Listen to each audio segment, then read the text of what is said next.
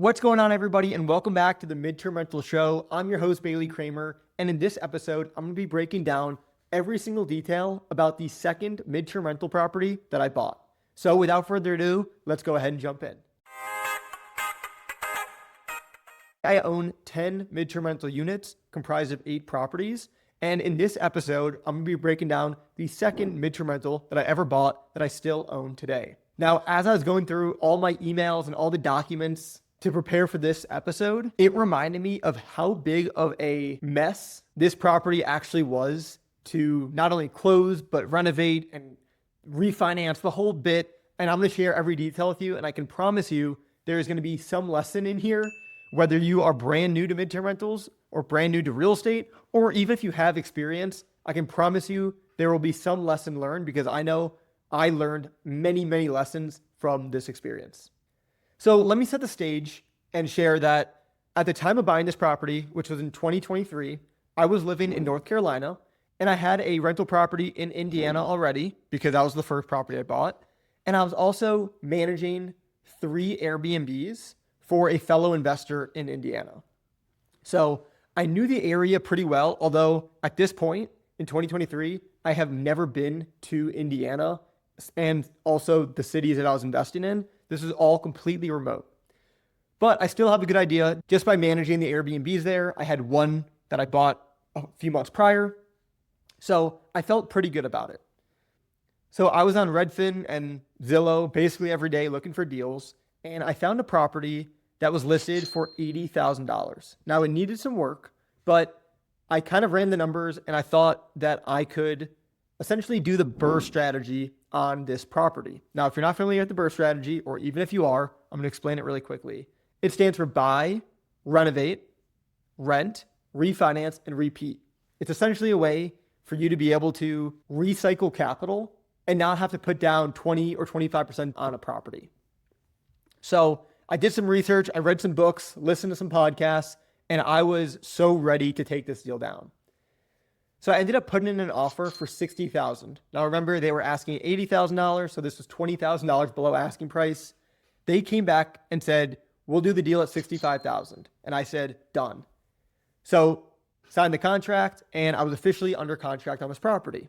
Now there was 2 big problems. Problem number 1 is I didn't have the money for the purchase, which was, again, $65,000. And number 2, I didn't have money for the renovations, which I initially estimated to be $25,000. So at this point, I am in the need of about $85,000 that I don't have. I reached out to a guy named Joe that I met through Toastmasters. Now, Toastmasters is completely irrelevant to the world of real estate, but it is actually really relevant to just personal development. So if you're unfamiliar, quick snapshot of what Toastmasters is. It's a global organization where there's chapters in basically every city across the world, honestly, and people go to weekly meetings to help improve their public speaking. So I'm no longer part of that organization, although I definitely could benefit from it. But anyways, when I was in that organization in college, I met somebody in that group who had some experience with real estate. And just from talking to him, he said to me, "Hey, if you ever have a deal and you want to borrow money, he is more than happy to be my private money lender." So I was like, all right, never done that, but sounds good. And I was like, okay, that sounds awesome. Good to know. And I basically went on the hunt to find more properties. And when I came across this property for $65,000, I thought this would be the perfect property to borrow money from Joe. So I ended up giving him a phone call. And I'm actually going to read you the email that I sent to him, so I can give you as much real play-by-play that I can. So I said, "Hey, Joe, it was great chatting with you. Here's a recap of our conversation that we had over the phone. I'm under contract on this property for $65,000, closing on April 18th. I gave him the link to the property so he can check it out.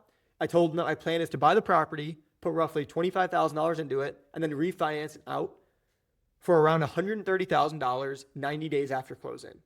Okay, remember those things, or I'll recap them in a little bit, because just about nothing went according to plan. Spoiler alert, but yeah, nothing went according to plan. I said, given those numbers, I would need a loan of $90,000 for 4 months. And I said 6 months just to be safe. And as far as interest rate goes, I was thinking 12% annualized or 1% per month. So essentially, for every month I hold it, the property, I owe you $900 in interest. I, of course, want this to be a win-win, so let me know if this sounds like a win to you or what you need to make it a win for you. I'm going to have a better idea of the rehab timeline and cost Friday or Saturday after the inspection, and the contractor is able to scope it out. Attached below is a list of comps. Please let me know if you have any questions. So I sent that email to Joe, and he replied, and through a couple of emails, this is what Joe came back with. He said, number one, he would need to have a Indiana real estate attorney to represent him as the lender and to prepare the loan documents between him and I. So that was the first hurdle I had to overcome, is helping him get a Indiana real estate attorney, because he lives in Florida, doesn't know anybody in Indiana, and he didn't necessarily want to put in a ton of work for this when he's only earning $900 or $1,000 a month for 3 to 4 months. He said the second stipulation is that the mortgage would need to be personally guaranteed by me, which I'm totally comfortable with. And if you're borrowing money from anybody, at least this is my mindset, if I'm taking someone's money and I'm going to be using it for a property, whether or not I'm legally personally guaranteeing it or not, I feel so obligated to pay them back. And of course, things can go wrong in a deal, but I would never say to somebody, oh, sorry, the deal didn't work out.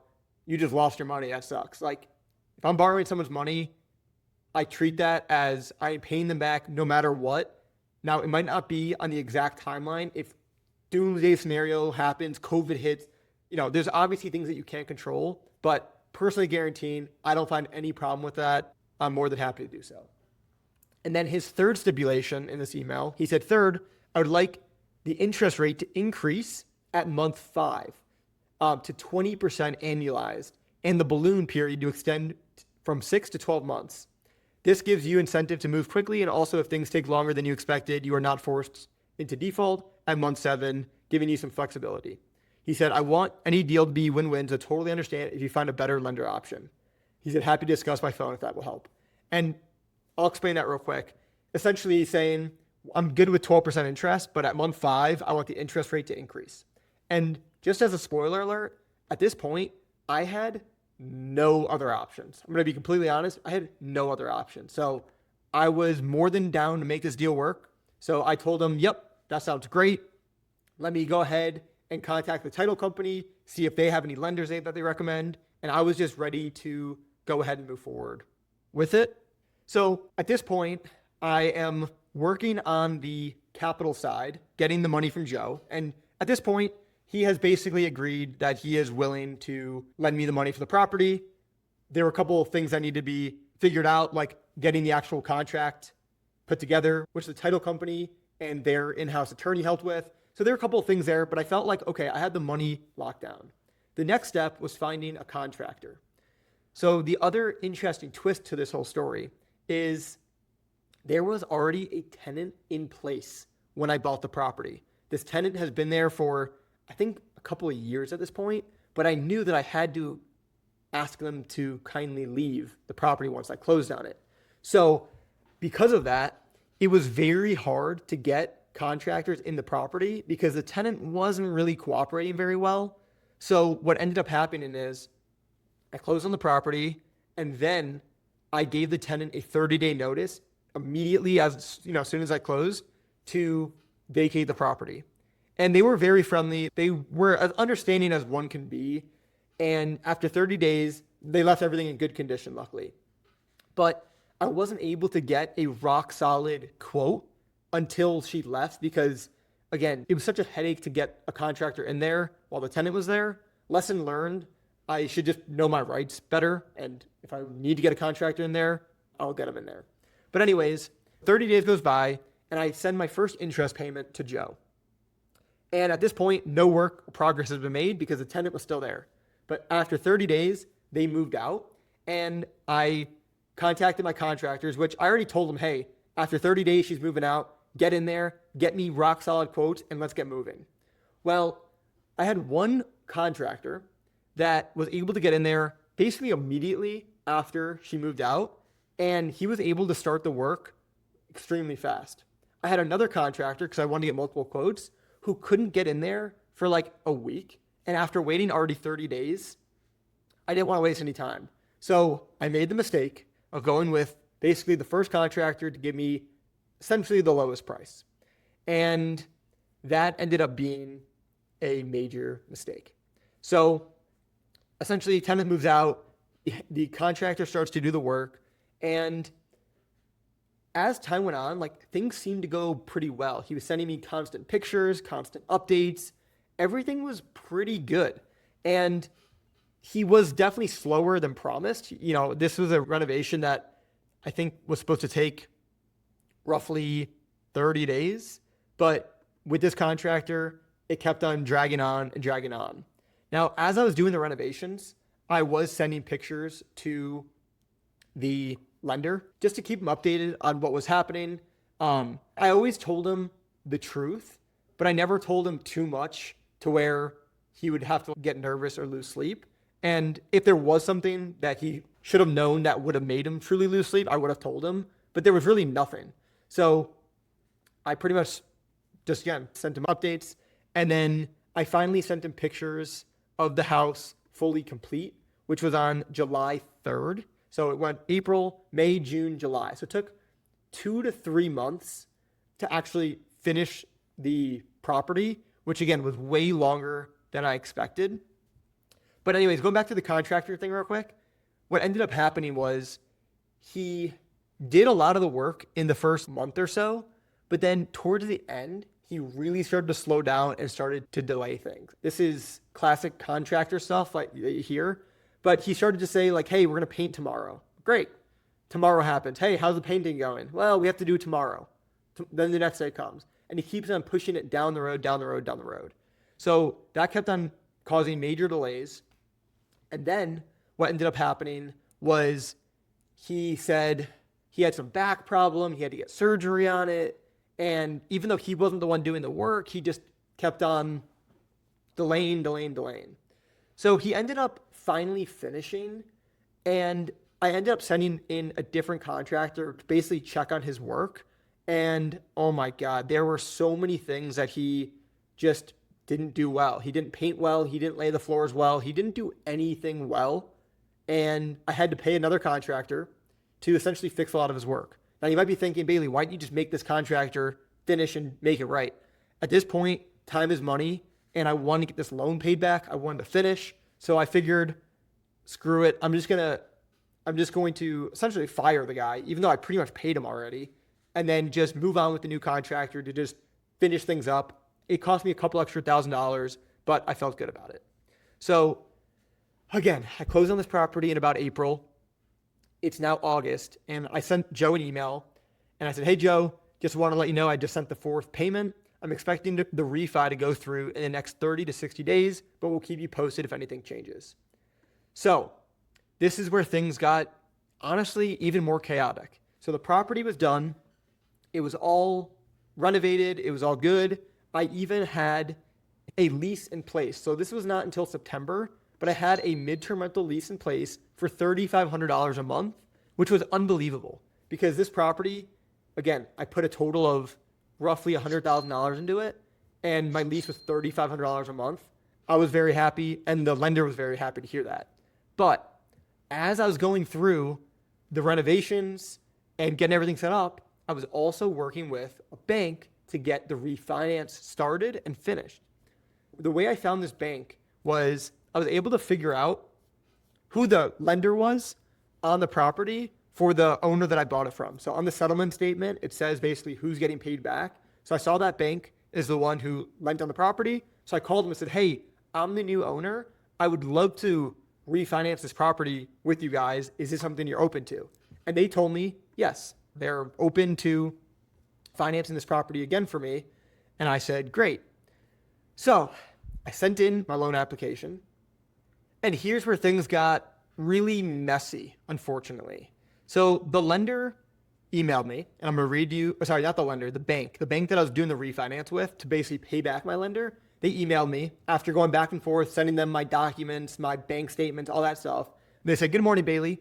I sent your loan request to our senior underwriter yesterday afternoon. He notified me this morning that we'd have to wait until we had your 2022 tax returns before we look at the deal. Please let me know when you have your 2022 taxes done, and I can resubmit the request. Now, quick context. I basically extend my taxes. It's totally legal. There's not necessarily any, I guess there are some downsides like this, not having my taxes done to be able to get loans, but essentially it's totally legal. My accountant did it for me. It's very common practice for real estate investors, although it is what it is. Just wanted to share. So anyways, I go back to the lender and I said, all right, I'm working on it. I'll get it done ASAP. So a couple weeks go by and my accountant is kind of dragging their feet. Accountants take a long time. I might not have given them everything on time. Whatever the case was, I didn't have my taxes filed just yet. So weeks and weeks go by. I finally get my taxes filed. I send over my tax return to the bank, and luckily, thankfully, they were happy with the tax return and they were able to give me the loan on this property. Now, once they approved the loan, the next step was to ultimately get a appraisal done on the property. Because again, I was going for the BRRRR strategy. So I bought it, I renovated it, I rented it out, and now it was time for the refinance. Well, I told you in the beginning that I bought it for $65. I put in roughly $25, but I borrowed a little bit more because things went over too. So I ended up putting in $100,000 total with the purchase and the rehab combined. And I thought that no questions asked, it was going to appraise for $125,000. And I thought, okay, if it appraises for $125,000, I would get a loan from the bank for $93,000. That $93,000 would pay back my lender. Plus, I would have to come out of pocket roughly $7,000 to complete the $100,000. But I also thought that the $125,000 estimate for the ARV after repair value was very conservative. I thought it was going to be more. And I thought realistically, I might have to come a couple $1,000s out of pocket, but not really much more than that. So the bank orders an appraisal, and this is where things get even more messy. The appraisal came back at $105,000. Now again, I am all into this property for $100,000 plus interest. I'm in it for basically $105,000. So I'm like, what the heck? This is totally not what I expected. This is my first BRRRR deal that I've ever done. And I essentially completely messed it up. The whole goal of the BRRRR strategy is after you renovate the property is worth a lot more than what you put into it. But in this case, my first BRRRR deal ever did not go according to plan. So the bank said, hey, we're still happy to lend on the deal. We'll give you 75% of the appraisal value, which is $78,000.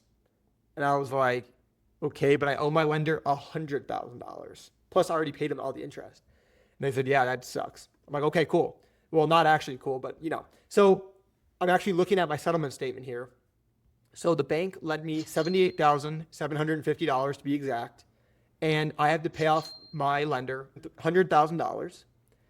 And ultimately, the amount of money I had to bring to closing was $24,327.89. For easy math, let's just say $24,000.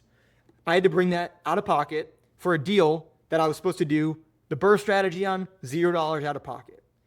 So luckily, thankfully, I had that $24,000 in my bank account to be able to actually do this loan. But I was not expecting to even have to do that because, again, my initial plan, buy it for $65, put in $25. It'll be worth $125 at least, bare minimum.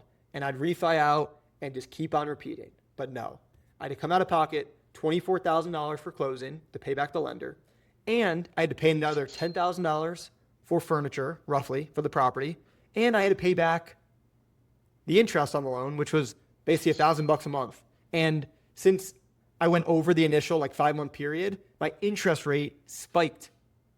So it was a whole big mess. Now, to make matters worse with this whole deal, I was so confident in my ability to refinance this and get the appraisal to be $125,000 and essentially be in this deal for $0 out of pocket. I went ahead and put an offer in on another property. Now, I'm not going to go into the details of that property in this one. I'm going to make that a separate podcast.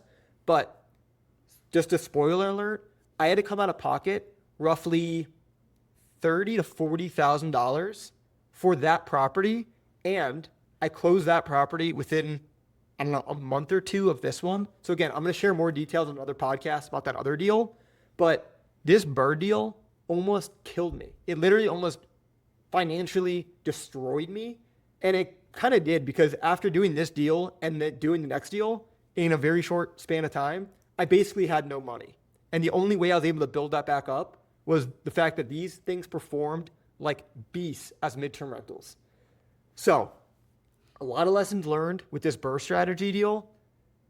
Again, this is the second deal that I ever bought by myself back in 2023. A lot of lessons learned. Ultimately, I still own this property today. It rents great. It rents for $3,000 to $4,000 a month. My mortgage is like $600 per month. That's principal and interest.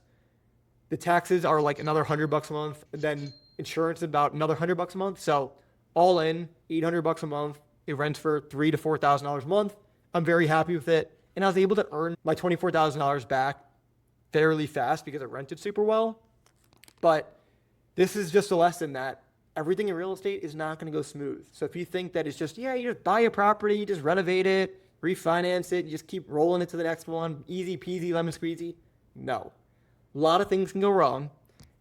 But again, a lot of things can go right. I've had a lot of deals that were super successful. And I still consider this deal a success, even though a lot of things went wrong. In the long run, it is a win. I've had BRRRR deals that have gone really well. And I'll explain those, share more details on that in future videos and podcasts. But I just wanted to pull back the curtain and share transparently the ups, the downs with this deal. And I hope you guys got value from it. If you have any comments, questions, follow-ups that you want me to do on this video, please let me know. My goal is to make this as practical and real for you guys. So if you have any questions, either leave them down below, DM me on Instagram. I'm here to help you guys and share my journey transparently. So I hope you guys got value, and I will see you in the next podcast. Peace.